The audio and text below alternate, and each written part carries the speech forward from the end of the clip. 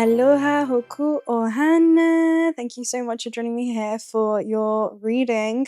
This message will find you when the obstacles are showing you the way, and it may appear as if there is a major external blockage, but in reality, it's revealing. I'm hearing a block within you, and that block is a belief system around you cannot trust yourself, around you are disconnected from attuning into the highest possible octave of yourself, especially when it comes to the highest application that can be displayed in the way that you embody this internal knowing and support that through your action in this material plane. And this is about self-trust, okay? You know the way, and your soul knows the way, and it is guiding you, and the obstacles are showing you the way by reminding you everything that is not. Okay, we're going to talk about that today, all right? Everything that is not. And this is about you being a limitless being, experiencing major contrast in this realm. So there is an illusion of limitations, right, that the human can see. But when you look at life through the lens of the soul, once again, you are reminded of your limitless nature, and you are infinite potential, a fractal of that can express itself freely in this realm of play and creation. And this is about you stepping into the realms of leader, okay, which is being a fractal of the creator playing inside of its own creation. So you, my love, are much like Alice journeying through Wonderland. And, you may ask, what is that question?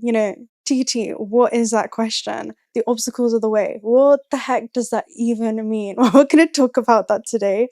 And, you know that scene where Alice is journeying through Wonderland and everyone's told her, oh, you've wandered too far off, or, the path has closed, or the door has vanished. Everyone is kind of making her question herself, making her doubt herself.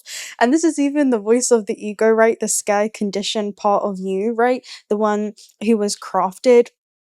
I'm hearing through the hands and lens of survival when navigating this matrix, and now you're detaching from the construct of this matrix while still participating in it.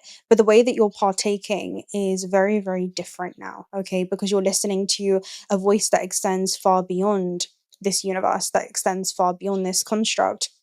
And you're applying higher levels of interdimensional awareness into this gameplay experience, and it's changing the ways I'm hearing that you're rapidly moving through the levels, okay? So I do feel like you're entering into a new level. And when things always seem hardest right when you're on the verge of a breakthrough, if you think about what used to be your ceiling is actually about to become your floor, and we are going to talk about that, especially if you think about like a seed that has germinated and you being seeded onto this planet, right before it moves through this soil, right, into this new atmosphere.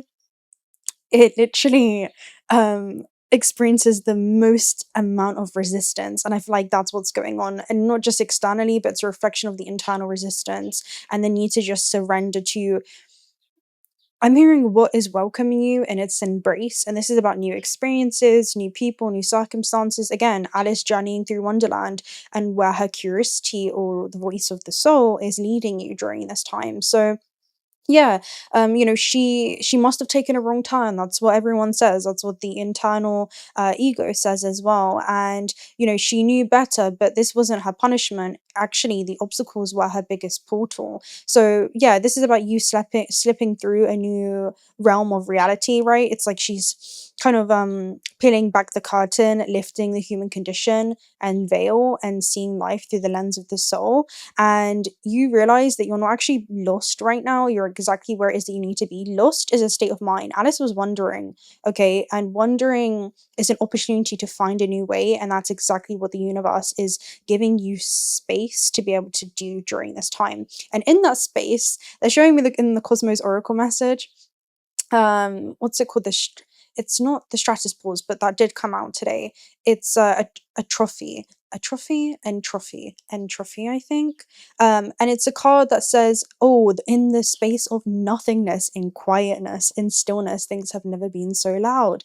And it's in that quietness that what you need to hear will get louder for you. So yeah, this is in a way where your logic is kind of bending and the unseen is rearranging itself.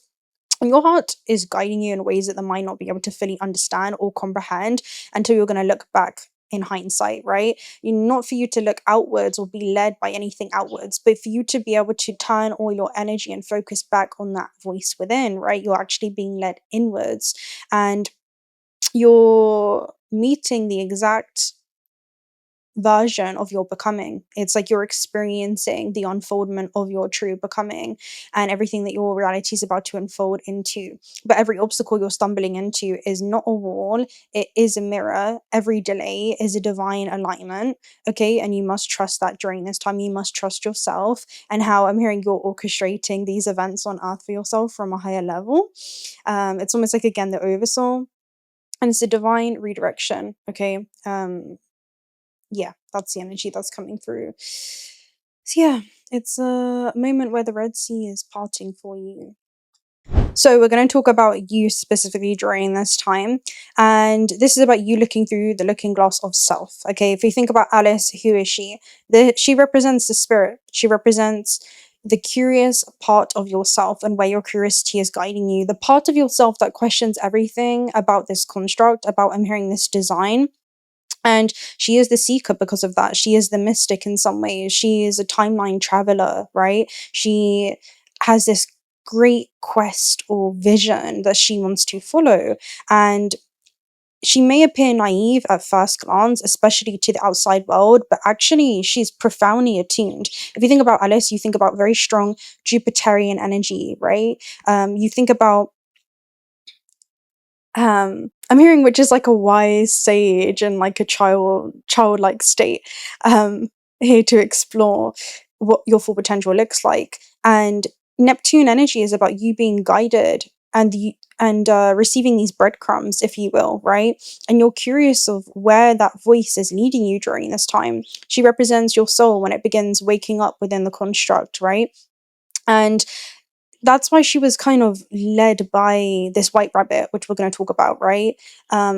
She was led away from the tea party. And in the metaphysical realm, parties and events are linked to 11th house energy, which is about, social communions, organizations. I'm hearing public attendances, but it's almost like the people that you connect with yourself with when it comes to communities, networks.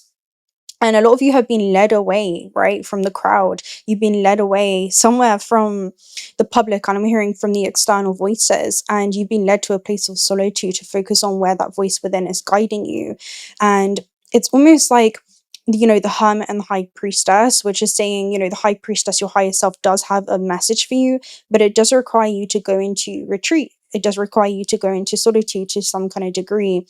And I'm hearing not have the influence of the external tell you who you should be, where you should go, and the things in which you should be doing right now. That is not going to serve you. So yeah, this is about where the old world is just beginning to not make sense anymore, right? You asking others for opinions that are linked to personal histories usually tells you more about their perception and how they view reality rather than your own. And that's all that matters right now in regards to how you perceive your experience. And because of that, the rules of what once I'm hearing is literally dissolving in your hands, right? You're seeing that the right thing to do, well, that's a box invented by those who are afraid. And if you think about 11th house energy, it's about you literally stepping outside of the box. It's about you going against the grain. It's about you taking that unconventional path. It's about you doing something that, makes you stand out from the crowd in some way. Right, we're talking about the 11th house, opposite of that, 5th house, where you're being called to take chances. And where those chances lead you may even feel like a gamble that you're playing in life, but it's going to be a risk that's well worth taking.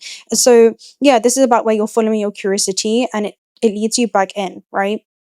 And the rabbit is a call to adventure. Okay, this is like another mirrored reflection of yourself that's encoded into your field to actually invite you into, I'm seeing it as like a future version of yourself. The white rabbit is a future version of yourself, and it's like, come here. I'm hearing Monica, come here. Come here, Isabel, come here. Michael, come here. All right. Whoever you are, come here. You must come here. And I'm seeing this as even like past life versions of yourself. So it's almost like you've accumulated so much experience and you're being led to this profound awakening, which is a profound remembering, once again. But yeah, it's almost like the universe is like, we've got something to show you. And I do feel like you're almost, they're showing me like an elope, like an elopement. And when like you get eloped, it's like you go away into like retreat, right? And you go in and you commit and devote yourself. They're showing me like a Juno energy, which is like the marriage asteroid, but it's also about sacred devotion. So it's almost like you're sacredly devoting yourself and committing yourself to a contract, right? And you may not even necessarily be telling anyone, but I feel like it's a honeymoon energy where it's like, your physical vessel and soul have really just come into this communion. But yeah, it's a beautiful energy. I do feel like there is like an elopement kind of energy that's coming through here, which is super funny. But yeah, it's like, it's like, come this way, I dare you. That's what the universe is saying right now. And these are archetypes of your internal landscape, right? When we talk about the white rabbit, this is that intuitive nudge, right? It's that curiosity. It's something that sparks something within you. It's the divine synchronicity that kind of wakes you up inside of the construct, right? It's a coincidence. It's something that jolts you, almost like the law of accident in that way, out of autopilot, right? It wakes you up from the construct around, oh, I was just sleeping, right? In this third dimensional dream, this very dense plane. I just fallen asleep again. I was not looking at life through the lens of the soul. I went into a state of hypnosis, and now I'm navigating this construct with this higher level of awareness because my awareness is anchored in my body, right? In the present moment, in my eternal presence. It's not in the past, it's not too far in the future, it is here now, right? And it's how you're being guided by octaves of yourself that you can attune into that can see that full landscape of space and time and can gently guide you towards your chosen destination. And that is your future self, right? Your highest version of self, an expression that's kind of coming back in time. And that's what I'm seeing it as. Like, this is literally the vibe where it's like your future self of your highest possible expansion. I just want you to envision it now, is coming through. And when you see that, it's like shifted to a parallel reality. It's like another version of you, right? Another fractal. And it's like you're being guided by that version of self right now, of everything that has already came to be, right? And you're having to trust that. But it's almost like a cosmic alarm clock, right? Something that wakes you up.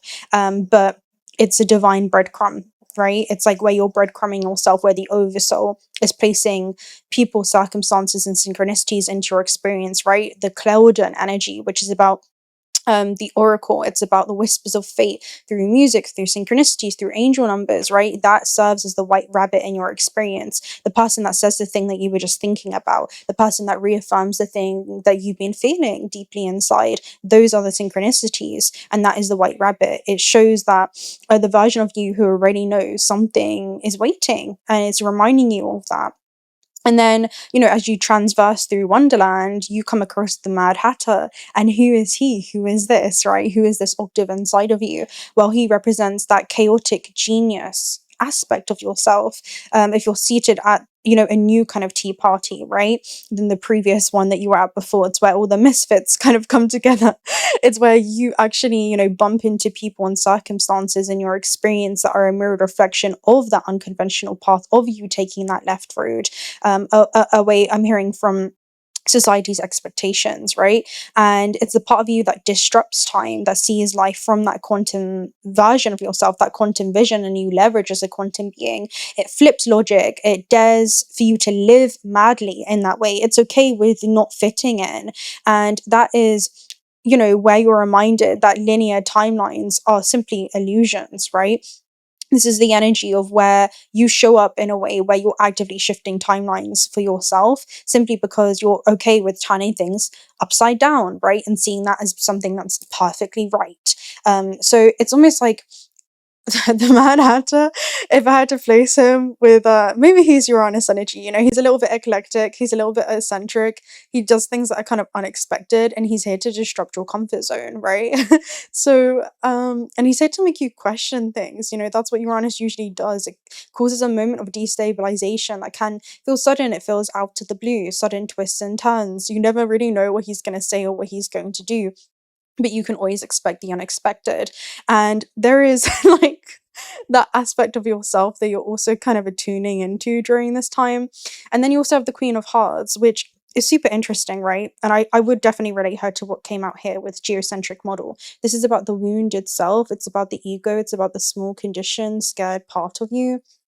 and having to act even in the presence of fear, right? If we think about the Queen of Hearts, what does she want to do in that movie? She wanted to control, right? That cruelty sprang from weakness within her, and her anger was something that she was being punished by and not actually for, right? From the external. And yeah, all she wanted to do was kind of separate from this small conditioned part of herself. It's the part of herself that wanted to dominate.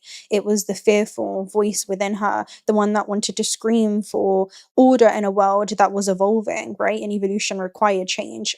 And that change over time required growth. And when things began to change within Wonderland, it felt like things were out of her control, right? As the soul continued to follow the breadcrumbs, um, she felt more like it was something personal, you know? She felt like it was something that disrupted her comfort zone in some way from the construct that she knew, from the way that it was designed. So it's the part of you that panics when the soul is calling for liberation, right? And it represents the tyrant, it represents the ego, the outdated authority, internal or external, right?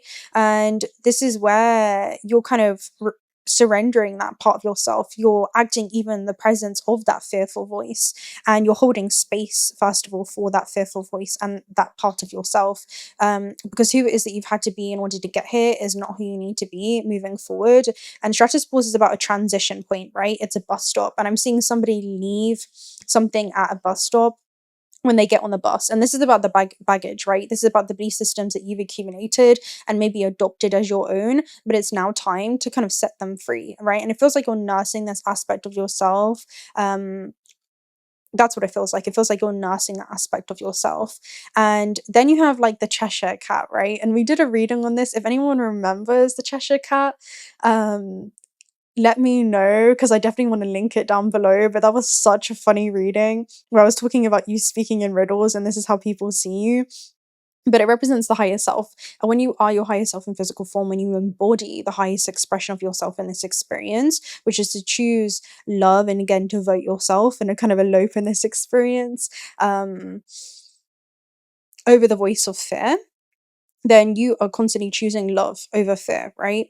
And this is where the higher self is amused. The Cheshire Cat is unbothered, right? This is an octave of yourself that's almost slightly elusive in that way and speaks in riddles, because truth isn't something that you're told, it's something that you remember, right? And truth is consciousness, truth is light, and you remember yourself as a light being, you remember yourself as more non-physical, and then this becomes an archetype that represents the infinite versions of yourself that's like grinning at you, you know? That's what the Cheshire Cat does in the unseen, waiting for you to notice, you know? This is all that you could be, this is all that this experience could be for you, and this is what it is that you can attune into, but are you ready?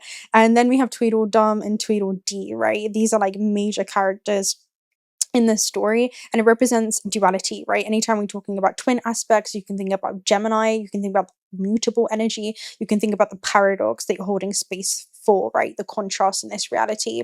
It's either this or that, right? It's a part of yourself that wants to kind of compartmentalize light or shadow.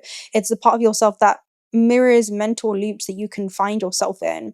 It's the part of you that kind of debates with the fearful aspect of yourself and is stuck in indecision, right? It's where you can come into analysis paralysis. You know, I'm seeing Mars in Gemini. This is where Mars is the physical body and what it is that you can embody, right? First house, especially when it comes to belief systems and how that obstructs the way that you can move through this existence, or infinite potential can flow through you, because it's kind of distorted, because the way that you're viewing your full potential is distorted, and distorts the way that you apply yourself in this realm, right? And it's about integrating those aspects, right? Is the way forward. It's about saying, you know, it's like it's the Nine of Swords card, if you guys know it. That's Mars in Gemini. It's where Mars likes to move down one direction, especially when it comes to applying yourself in the physical, right? It's the masculine. But Gemini is the mind, okay? And Gemini is a dual aspect. It's where your thoughts become self-fulfilling prophecies. They can propel you towards the very disaster you fear or the very wish that you desire. And it's being mindful of where your mind is and the thoughts that you're entertaining in this experience, because your mind is the garden, your thoughts are seeds. You can grow flowers or you can grow weeds, right? So where is your mind moving towards, okay? That's what I'm seeing, because that's where you're moving towards. I'm hearing that's what's moving towards you in this experience when you see everything as a mirror. If you're moving towards timelines that I'm hearing contract your life force or suppress your full potential or dim your light, well, that's exactly the experiences that are going to come into your reality and reinforce themselves to you. If you're seeing yourself as source experiencing itself through your subjective eyes, and in your subjective eyes you are the main character, and there's many opportunities and circumstances that are evolving around you, and ready to collapse into your atmosphere, and everything is around anything is around the corner, and everything is around the corner. Well, that's exactly what it is that's going to be reinforced to you in this reality. So then we have the caterpillar, right, who is almost that sacred initiator. He asks the deep question to the soul: who are you? Who are you? Right? And not to confuse you, but to awaken you. And to awaken is to remember, which is to discard everything whom you are not. Okay, everything that you had accumulated in this system, in this construct, that have been a mask that you've worn, right? Based off of society. Maybe it's a certain personality that you're now shedding. But as you shed this identity of who you thought you were, which is just a shell, I'm hearing encompassing your true self, which is an eternal, infinite being, then you also release systems that are attached to that identity. Okay, and this is where, when you evolve past this cocoon, okay, this shell of who you are, you emerge as this sacred butterfly, where you really get to spread your wings, right, multidimensionally, because you've opened up and recovered your memory, right? These are wings of memory, and wings of your highest expansion that will literally allows you to soar off into new realms for you to play and create in. So the journey is meeting you, right? Every character of yourself, all these different kind of voices or refractions of your own consciousness, right? And every strange encounter is a conversation with yourself, even in the external, right? Every discussion that we have, even in the playback, in the live chat down below, these are just reflections of you. And when you come back into that awareness, you realize you don't just meet people randomly, you meet people through resonance. You meet experiences and opportunities meet you through your vibration, through your resonance. And in real life, this can be you summoning into certain initiations where people will trigger you or people will inspire you, right? Maybe there's going to be sudden forks in the road as you transverse through this journey, and moments that will also collapse old identities for you. And when you understand this, it's less about navigating the external, but it's more about recognizing your own archetypes being played out and projected to you in this energetic hologram, right? In this energetic simulation. And you're no longer escaping Wonderland or the illusions of the world, right? But instead, you are, sorry guys, there's a fly. You are seeing it clearly for the first time, right? You're seeing yourself in everyone and also everyone in you. And this is where you return from that internal place back into the world once again, back into this construct, but you don't see things the same. And it's because you're not the same, right? Your perspective has changed because you have changed. Your perspective has evolved into a wider universal truth because you have. So we're going to talk about this, right? Life is not closing doors. It's actually pacing mirrors, right? And it's a remembrance of each twist and turn leads you to confronting new fears, right?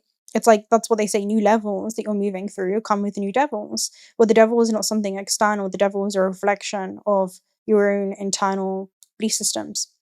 It's inverted truths. He represents limits, restrictions, things that you were bound by, the doubt that fear feeds off of.